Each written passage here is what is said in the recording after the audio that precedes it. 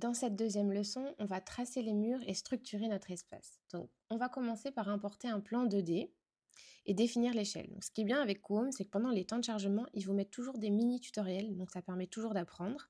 Donc, on va justement voir comment ils définissent l'échelle. Voilà. Ensuite, vous avez deux possibilités. Donc, soit vous utilisez la génération automatique et vous corrigez ensuite les éventuels défauts, ou alors, et c'est ce qu'on va faire, on va dessiner directement notre plan en décalquant sur le plan 2D. Donc déjà, je vais venir prendre ma plus grande longueur pour mettre mon plan à l'échelle. Donc ce mur, il fait 4,50 m. Donc là, c'est en millimètres. Après, vous pouvez modifier dans les paramètres selon vos préférences.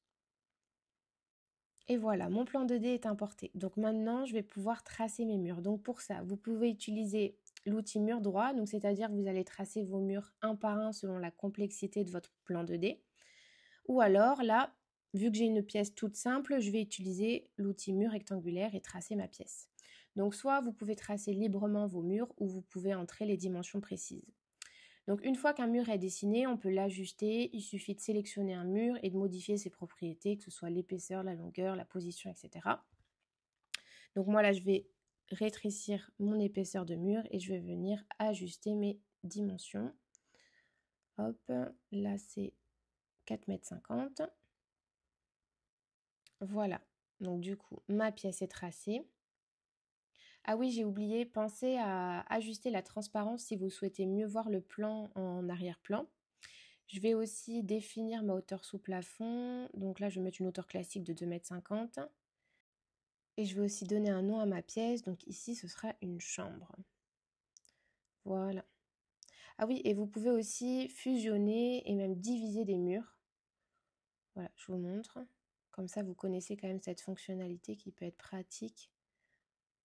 Ensuite, on va passer aux ouvertures. Donc, je vais venir mettre une porte d'entrée pour ma chambre et une porte-fenêtre. Donc, soit vous venez juste positionner leur emplacement en 2D et ensuite vous modifiez l'esthétique, soit vous choisissez directement dans la bibliothèque le modèle qui vous convient. Donc là, c'est ce que je vais faire. Donc, je vais choisir une porte classique. Donc, il faut glisser l'élément sur le mur.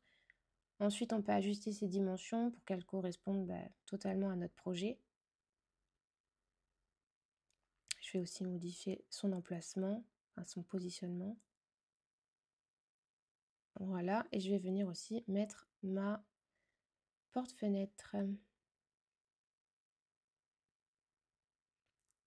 Donc vous avez vraiment beaucoup de choix. Après, vous pouvez aussi modéliser vos propres portes, vos propres fenêtres et les importer.